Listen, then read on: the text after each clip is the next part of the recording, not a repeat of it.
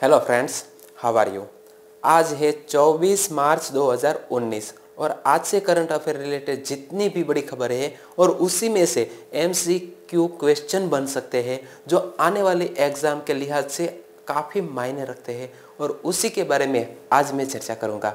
तो दोस्तों, आज GK 2020 की ओर से कौन कौन से क्वेश्चन पेश करने वाला हूँ वो भी देख लीजिए हाईलाइट में। वैश्विक तपोदक दिवस यानी कि वर्ल्ड टीबी डे, इंटरनेट के उपयोगकर्ताओं हाल ही में अखबारों में रहे उसी के बारे में। एडमिरल सुनील लांबा, उसी का स्थान कौन लेने वाले हैं उसी के बारे में। पिनाकी चंद्र घोष जो हाल ही में हमारे लोकसभा के अध्यक्ष हैं, उससे शपथ किसने दिलाई उसी के बारे में। 3 दिवसीय अंतर्राष्ट्रीय संस्कृत सम्मेलन का आयोजन हुआ है उसी के बारे में। इंडिया इंटरनेशनल ब्रॉडकास्टिंग कॉन्क्लेव, उसी का आयोजन। चीन में भारत के नए राजदूत और साथ साथ में आज आपसे चर्चा करने वाला हूं दोस्तों शहरी अर्का एंटी टेरर जो युद्ध अभ्यास है उसी के बारे में। विश्व हैप्पीनेस रिपोर्ट जो हाल ही में बाहर आई है उसी के सामने। टेम्पल्टन पुरस्कार, यनादी खाना बदोश जनजाति, अंतर्राष्ट्रीय नस्लीय भेदभाव उन्मूलन दिवस, ई कॉमर्स बाजार, चर्चा में रहा है इंडास उसी के बारे में। और IPL करियर में 5000 रन पूरा करने वाले पहले भारतीय खिलाड़ी कौन बने हैं, इस सारे टॉपिक्स पर आज मैं आपसे क्वेश्चन एंड आंसर करने वाला हूं। तो दोस्तों, आप हमारी GK 2020 चैनल पर नए हैं और अभी तक आपने हमारी चैनल को सब्सक्राइब नहीं किया है तो प्लीज़ दोस्तों सब्सक्राइब कीजिए और बाजू में जो बेल आइकन है उसे प्रेस करके आप हमारे आने वाले हर एक वीडियो की नोटिफिकेशन पा सकते हैं यदि आपने ये बेल आइकन पर क्लिक किया तो। और दोस्तों, वीडियो अच्छा लगता है तो लाइक तो बनता ही है और आपके दोस्तों को व्हाट्सएप और फेसबुक के ज़रिए आप यहाँ से शेयर कर सकते हैं। और आज के वीडियो की PDF फाइल मैंने यहाँ नीचे डिस्क्रिप्शन बॉक्स में एक लिंक रख दी है, वहाँ पे क्लिक करके आप डाउनलोड कर सकते हैं और पढ़ सकते हैं। तो दोस्तों चलिए स्टार्ट करते हैं पहले क्वेश्चन से। पहला क्वेश्चन आपकी स्क्रीन पर। हर साल वैश्विक तपेदिक दिवस यानी कि क्षय दिवस कब मनाया जाता है? हर साल ये वर्ल्ड टीबी डे कब मनाया जाता है?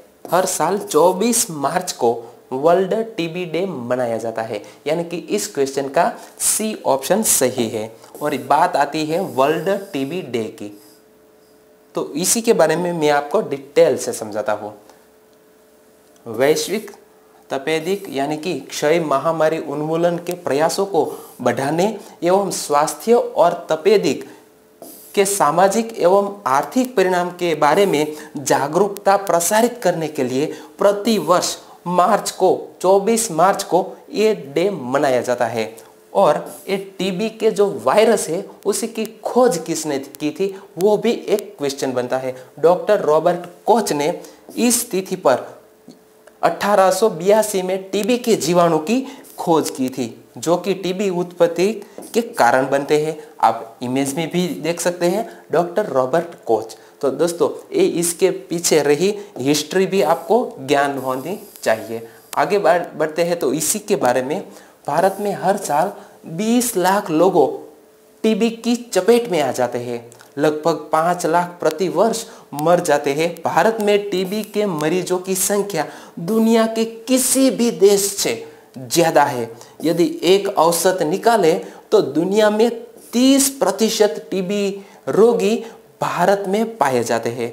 तो इसी के ध्यान में रखते हुए ये वर्ल्ड टीबी डे हमारे भारत के लिए काफ़ी महत्वपूर्ण है और जागरूकता बढ़ाना भी चाहिए। लेकिन एक क्वेश्चन और भी बनता है टीबी के बारे में। विश्व टीबी दिवस पर इस बार थीम क्या रखी गई है? थीम का नाम है इट्स टाइम, जो आप इमेज में भी देख सकते हैं इट्स टाइम। यानी कि इसी का थीम का नाम ऐसा क्यों रखा गया है? वर्ल्ड क्षय रोग यानी कि टीबी दिवस वर्ष 2019 की थीम रखी गई है। हिंदी में देखें तो यही समय है, ये इसकी थीम रखी गई है। थीम से तात्पर्य है कि लोगों इस बीमारी के बारे में जाने। यदि टीबी रोग है तो इसका पूरा उपचार अवश्य करवाइए, यानी कि इस ही टाइम है जो टीबी के रोग का उपचार तुरंत करना चाहिए। दूसरा क्वेश्चन, एक सर्वेक्षण रिपोर्ट के मुताबिक कितने उपयोगकर्ताओं के बीच एक व्यक्ति मोबाइल पर इंटरनेट का उपयोग करता है। तो एक रिपोर्ट हाल ही में बाहर आई है और आने वाले लोकसभा चुनाव में सोशल मीडिया के जरिए काफ़ी प्रचार हो रहा है और उसी को ध्यान में रखते हुए ये रिपोर्ट आई है कि हर कितने व्यक्ति इंटरनेट का यूज़ करते हैं। तो प्रति मोबाइल हर 3 व्यक्ति में से एक व्यक्ति इंटरनेट का यूज करता है, यानी कि इस क्वेश्चन का सी ऑप्शन सही है। और इसी के माध्यम से क्या परिणाम हो सकते हैं वो भी मैं आपको बताने वाला हूँ। तो दोस्तों, हाल ही में आपने खबरों में और सोशल मीडिया पर देखा होगा कि मैं भी चौकीदार हूँ, जो ट्विटर हैंडल पर हाल ही में जो क्रेज बना हुआ है और इसी के जरिए ये चुनाव लड़ने वाले हैं। तो ये बात मैं उदाहरण के तौर पर समझाऊं तो हरियाणा की बात करें तो लगभग 40 लाख मतदाता 18 से 29 वर्ष की आयु वर्ग के अंतर्गत आते हैं, जबकि 18 से 39 आयु वर्ग में लगभग 81 लाख मतदाता शामिल है। इस आयु वर्ग में कुल 70% मतदाता इंटरनेट का उपयोग करते हैं। तो यानी कि इस लोकसभा चुनाव का सबसे महत्वपूर्ण जो जाहिरात का पहलू होगा वो होगा इंटरनेट, जो हाल ही में खबर में है, वो आपको याद रखना चाहिए। आगे बढ़े तो तीसरा क्वेश्चन आपकी स्क्रीन पर। 31 मई को सेवानिवृत्त हो रहे एडमिरल सुनील लांबा का स्थान कौन लेंगे? तो हाल ही में ये सुनील लांबा का स्थान लेने वाले हैं हमारे करमबीर सिंह, यानी कि इस क्वेश्चन का ए ऑप्शन सही है, यानी कि करमबीर सिंह हमारे अगले एडमिरल होंगे। तो उसी के बारे में मैं आपको बताता हूँ। वाइस एडमिरल करमबीर सिंह वर्तमान में पूर्वी नौसेना कमान में flag officer commander in chief के पद पर कार्यरत है। अपनी लगभग 39 वर्षों की लंबी और प्रतिष्ठित सेवा के दौरान उन्होंने विभिन्न कमानों, स्टाफ एवं इंस्ट्रक्शन नियुक्तियों में कार्य किया है। Vice admiral Karambir Singh Wellington के डिफेंस सर्विसेज स्टाफ कॉलेज से स्नातक है। वे परम विशिष्ट सेवा पदक और अति विशिष्ट सेवा पदक से अलंकृत हो चुके हैं और आप इमेज के जरिए ये व्यक्ति को पहचान सकते हैं और उसी का नाम आप मत भूलिएगा। करमबीर सिंह हमारे अगले एडमिरल होंगे, नौसेना के प्रमुख, जिसे हम एडमिरल बोलते हैं। और अगला क्वेश्चन, न्यायमूर्ति पिनाकी चंद्र घोष को लोकपाल अध्यक्ष के रूप में किसने शपथ दिलाई? तो दोस्तों, ये एक न्यायिक पद है, यानी कि संविधान का पद होने के नाते इसी को जो शपथ दिलाएगा वो हो गए हमारे राष्ट्रपति, यानी कि बंधारण के हमारे कॉन्स्टिट्यूशन के प्रमुख व्यक्ति रामनाथ कोविंद ने पिनाकी चंद्र घोष को हाल ही में लोकपाल के अध्यक्ष के तौर पर शपथ दिलाई है, जो आप इमेज के जरिए भी देख सकते हैं। राष्ट्रपति रामनाथ कोविंद ने हाल ही में राष्ट्रपति भवन में एक समारोह में न्यायमूर्ति पिनाकी चंद्र घोष को लोकपाल अध्यक्ष के रूप में शपथ दिलाई। उच्चतम न्यायालय के पूर्व न्यायाधीश न्यायमूर्ति घोष को देश के पहले लोकपाल के रूप में नियुक्त किया गया है। राष्ट्रपति ने लोकपाल में 4 न्यायिक और 4 गैर न्यायिक सदस्यों को भी नियुक्त किया गया है और ये शपथ हमारे राष्ट्रपति ने दिलाई है, वो इमेज के जरिए भी आप देख सकते हैं। 5वां क्वेश्चन आपकी स्क्रीन पर दोस्तों। हाल ही में भारत और नेपाल की साझी नीति प्राचीन भाषा संस्कृत के प्रसार के लिए 3 दिवसीय अंतरराष्ट्रीय संस्कृत सम्मेलन का आयोजन कहाँ किया गया? तो हाल ही में एक काठमांडू में, यानी कि नेपाल की कैपिटल में ये 3 दिवसीय अंतरराष्ट्रीय संस्कृत सम्मेलन का आयोजन किया गया है। यहाँ बात आती है नेपाल की, तो नेपाल के बारे में हमें कुछ सीखना चाहिए, जानना चाहिए। काठमांडू में भारतीय दूतावास और भारत के संस्कृति मंत्रालय ने नेपाल संस्कृत विश्वविद्यालय के वाल्मीकि कैंपस के साथ मिलकर इस सम्मेलन का आयोजन किया। इस सम्मेलन का विषय भारत और नेपाल की साझी नीति संस्कृत रखा गया था। भारत की तरफ से नेपाल में राजदूत कौन है वो आप इमेज के जरिए देख सकते हैं। नेपाल में हमारे हाल ही के राजदूत है मंजीव सिंह पुरी, यानी कि इस क्वेश्चन का ये आपको पता होना चाहिए, काठमांडू शहर। छठा क्वेश्चन आपकी स्क्रीन पर, हाल ही में सूचना और प्रसारण मंत्रालय के सहयोग से प्रसार भारती ने किस शहर में 2 दिवसीय इंडिया इंटरनेशनल ब्रॉडकास्टिंग कॉन्क्लेव का आयोजन किया है? तो हाल ही में हैदराबाद में 2 दिवसीय इंडिया इंटरनेशनल ब्रॉडकास्टिंग कॉन्क्लेव का आयोजन किया है, यानी कि इस क्वेश्चन का ए ऑप्शन सही है। और इसका उद्देश्य क्या है वो भी मैं आपको बताता हूं। प्रसारण के क्षेत्र में अत्याधुनिक तकनीक और नवोन्मेष को एक मंच प्रदान करने के साथ ही नई चुनौतियों के बीच प्रसारण उद्योग के लिए नया दृष्टिकोण तैयार करना इस सम्मेलन का उद्देश्य रहा है। 7वां क्वेश्चन आपकी स्क्रीन पर, हाल ही में चीन में भारत के नए राजदूत कौन है? तो चीन में हमारे भारत की ओर से राजदूत है विक्रम मिश्री, यानी कि इस क्वेश्चन का सी ऑप्शन सही है। और आप जो इमेज में देख रहे हैं वो है विक्रम शीर्षी।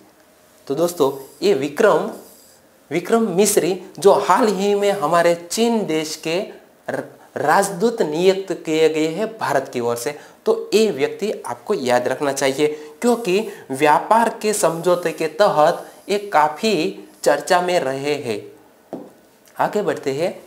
हाल ही में कजाकिस्तान में होने वाला आतंकवाद विरोधी संयुक्त अभ्यास शहरी अर्का एंटी टेरर किस समूह देश का युद्ध अभ्यास है? तो हाल ही में कजाकिस्तान में ये जो शहरी अर्का एंटी टेरर युद्ध अभ्यास होने वाला है वो किस देशों के समूह का युद्ध अभ्यास है? तो दोस्तों ये है शंघाई सहयोग संगठन, इस देश समूह का ये शहरी अर्का एंटी टेरर युद्ध अभ्यास हाल ही में आयोजित होने वाला है, वो है कजाकिस्तान में, यानी कि इस क्वेश्चन का बी ऑप्शन सही है। तो यहां बात आती है SCO। तो SCO का मुख्यालय कहां पे स्थित है? चीन की राजधानी बीजिंग में। भारत और पाकिस्तान भी इस संयुक्त आतंकवाद रोधी युद्ध अभ्यास में हिस्सा लेंगे। और SCO शंघाई कोऑपरेशन ऑर्गेनाइजेशन है, तो इसी की स्थापना कब हुई थी? 26 अप्रैल 1996 में। इसके हाल ही के सेक्रेटरी जनरल कौन है? व्लादिमीर नोरोव SCO के हाल ही के सेक्रेटरी जनरल है। तो ये इंफॉर्मेशन आपको याद होनी चाहिए। 9वां क्वेश्चन आपकी स्क्रीन पर, हाल ही में जारी विश्व हैप्पीनेस रिपोर्ट 2019 में भारत को कौन सा स्थान मिला है? कौन से स्थान पर ए वर्ल्ड हैप्पीनेस रिपोर्ट में भारत को स्थान मिला है? तो दोस्तों बहुत ही दुखद बात है कि भारत को 140वें स्थान पर ए विश्व हैप्पीनेस रिपोर्ट के पायदान पे रहा है 140वें, यानी कि इस क्वेश्चन का डी ऑप्शन सही है। और ये वर्ल्ड हैप्पीनेस रिपोर्ट के तहत पहले पायदान पर कौन रहा है वो भी मैं आपको बताता हूँ। विश्व के देशों की सूची में लगातार दूसरे वर्ष सर्वोच्च रैंकिंग पर रहा है फिनलैंड, और उसी के बाद आते हैं डेनमार्क, नॉर्वे, आइसलैंड और नीदरलैंड। सर्वाधिक अप्रसन्न देश कौन है? वो भी 100, वो है दक्षिण सूडान। और दोस्तों 6 मानकों पर ये वर्ल्ड हैप्पीनेस रिपोर्ट तैयार किया जाता है, तो वो 6 पहलू भी आपको याद होने चाहिए। IAS स्वतंत्रता, विश्वास, स्वच्छ जीवन प्रत्याशा, सामाजिक सहायता एवं उदारता, और इसी को ध्यान में रखते हुए ये मानक तैयार किया जाता है। और दोस्तों ये मत भूलिएगा इंटरनेशनल डे ऑफ हैप्पीनेस और कब मनाया जाता है? 20 मार्च को ये इंटरनेशनल डे ऑफ हैप्पीनेस मनाया जाता है। आगे बढ़ते हैं 10वां क्वेश्चन, हाल ही में वर्ष 2019 के टेम्पल्टन पुरस्कार से किसे सम्मानित किया गया? तो हाल ही में 2019 के टेम्पल्टन पुरस्कार में सम्मानित किया गया है मार्सेलो ग्लिसर को, यानी कि इस क्वेश्चन का ए ऑप्शन सही है। और यहाँ बात आती है मार्सेलो ग्लिसर की, तो ये व्यक्ति कौन है वो भी आपको याद रखना चाहिए। ये व्यक्ति ब्राजील के भौतिक विज्ञानी और खगोलविद है, जो आप इमेज में भी देख सकते हैं। क्यों दिया जाता है ये टेम्पल्टन पुरस्कार? तो अंतर्दृष्टि, खोज या व्यावहारिक कार्यों के माध्यम से जीवन के आध्यात्मिक आयाम की पुष्टि में असाधारण योगदान के लिए एक टेम्पल्टन पुरस्कार दिया जाता है। और यहाँ बात आती है टेम्पल्टन पुरस्कार की, तो इसी के जुड़े और भी पहलू आपको याद होना चाहिए। मार्सेलो ग्लिसर ने विज्ञान और आध्यात्मिकता के सम्मिश्रण में के लिए कितना पुरस्कार के तौर पर कितनी राशि दी जाती है? तो 1.4 मिलियन $US ये व्यक्ति को दिया गया है। और कब ये टेम्पल्टन पुरस्कार की स्थापना की गई थी? 1972 में ये टेम्पल्टन पुरस्कार स्थापित किया गया था। अगला क्वेश्चन आपके स्क्रीन पर, यनादी खानाबदोश जनजाति पहली बार 70वीं लोकसभा के गठन के लिए होने वाले आम चुनाव में हिस्सा ले रही है। यह जनजाति किस राज्य में से है? तो यनादी खानाबदोश जनजाति है वो आंध्र प्रदेश से रिलेटेड है और वो हाल ही में 70वें लोकसभा गठन के लिए होने वाले आम चुनाव में हिस्सा ले रही है। यानी कि इस क्वेश्चन का बी ऑप्शन सही है। 12वां क्वेश्चन आपकी स्क्रीन पर, हाल ही में अंतरराष्ट्रीय नस्लीय भेदभाव उन्मूलन दिवस कब मनाया गया है? तो अंतरराष्ट्रीय नस्लीय भेदभाव उन्मूलन दिवस हर साल 21 मार्च को मनाया जाता है। यानी कि इस क्वेश्चन का बी ऑप्शन सही है। और यहां बात आती है तो ये डे के तौर पर ये याद रखना चाहिए। इस वर्ष की थीम क्या थी? तो काफी डिफिकल्ट है, मैं धीरे से पढ़ता हूं। Mitigating and countering rising nationalist populism and extreme supremacist ideology, जो आप इंग्लिश में भी पढ़ सकते हैं। तो इस साल की एक थीम रखी गई है। और 21 मार्च यानी कि international day for the elimination of racial discrimination, वो भी इस तारीख को आपको याद रखना चाहिए। पृष्ठभूमि क्या है वो भी मैं आपको बताता हूँ। 21 मार्च 1960 को पुलिस ने दक्षिण अफ्रीका के शार्पविले में लोगों द्वारा नस्ल भेदी कानून के खिलाफ किए जा रहे एक शांतिपूर्ण प्रदर्शन के दौरान आग लगा दी और तकरीबन 69 लोगों को मार डाला। इस दिन को याद करते हुए यूनाइटेड नेशंस महासभा ने 21 मार्च को यह दिवस मनाने का फैसला किया। तो एक बैकग्राउंड भी आपको याद रखना चाहिए। 13वां क्वेश्चन आपकी स्क्रीन पर, हाल ही में तेलंगाना के दूर दराज के क्षेत्र में रहने वाले आदिवासी कलाकारों द्वारा बनाई गई पेंटिंग्स यानी कि चित्रों को पहली बार किस ई कॉमर्स बाजार द्वारा वैश्विक मंच पर लाया गया है? तो दोस्तों ये आप इमेज के जरिए देख सकते हैं। ये पेंटिंग्स जो ई कॉमर्स बाजार रहा है अमेज़न, और उसी ने ये वैश्विक मंच पर लाया है। यानी कि इस क्वेश्चन का सी ऑप्शन सही है। और बहुत ही आनंद की बात है कि ये आदिवासी कलाकारों द्वारा तैयार की गई पेंटिंग्स को अमेज़न के जरिए बेचा जा सकता है। 14वां क्वेश्चन, हाल ही में चर्चा में रहा इंडास क्या है? तो दोस्तों इंडास एक लेखा प्रणाली है जो अंतरराष्ट्रीय वित्तीय रिपोर्टिंग मानक के अनुरूप है। यानी कि इस क्वेश्चन का ए ऑप्शन सही है। तो ये बात आई है सामने, तो उसी के बारे में मैं बताता हूँ। हाल ही में तेलंगाना के अगले क्वेश्चन के बारे में मैं यहाँ चर्चा कर रहा हूँ कि हाल ही में तेलंगाना के दूर दराज क्षेत्र में रहने वाले आदिवासी कलाकारों द्वारा बनाई गई पेंटिंग्स चित्रों को पहली बार वैश्विक ई कॉमर्स बाजार अमेज़न द्वारा वैश्विक मंच पर लाया गया। गॉड पेंटिंग्स में चमकीले रंगों और जटिल रेखाओं का उपयोग किया जाता है। गोंड कला में ज्यादातर पक्षियों जैसे कि मोर और जानवरों जैसे बैल, घोड़े, हिरण, हाथी और बाघ से निकलने वाले पेड़ को दर्शाया गया है। 15वां क्वेश्चन आपकी स्क्रीन पर, हाल ही में आईपीएल करियर में 5000 रन पूरा करने वाले पहले भारतीय खिलाड़ी कौन बन गए हैं? तो हाल ही में ये आईपीएल में कल ही रिकॉर्ड दर्ज हुआ है और वह व्यक्ति है सुरेश रैना, यानी कि इस क्वेश्चन का डी ऑप्शन सही है। तो आप इमेज में देखिए, हाल ही में वीवो की ओर से आईपीएल का रंगारंग उद्घाटन हुआ है और उसी में सुरेश रैना के नाम पर पहले ऐसे बल्लेबाज बन गए हैं जिसने आईपीएल करियर में 5000 रन पूर्ण किए हो। और दूसरे स्थान पर कौन रहे हैं? हमारे विराट कोहली। और दोस्तों कल मैंने वीडियो में आपसे एक क्वेश्चन पूछा था, हाल ही में रिलीज हुई फिल्म केसरी की किस ऐतिहासिक युद्ध पर आधारित है ये केसरी फिल्म?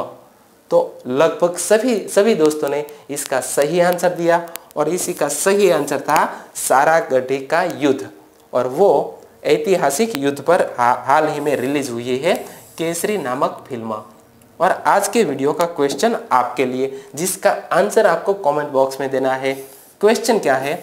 निम्न में से किस राजधानी के एयरपोर्ट पर स्वामी विवेकानंद की 18 फीट ऊंची प्रतिमा लगाई जाएंगी?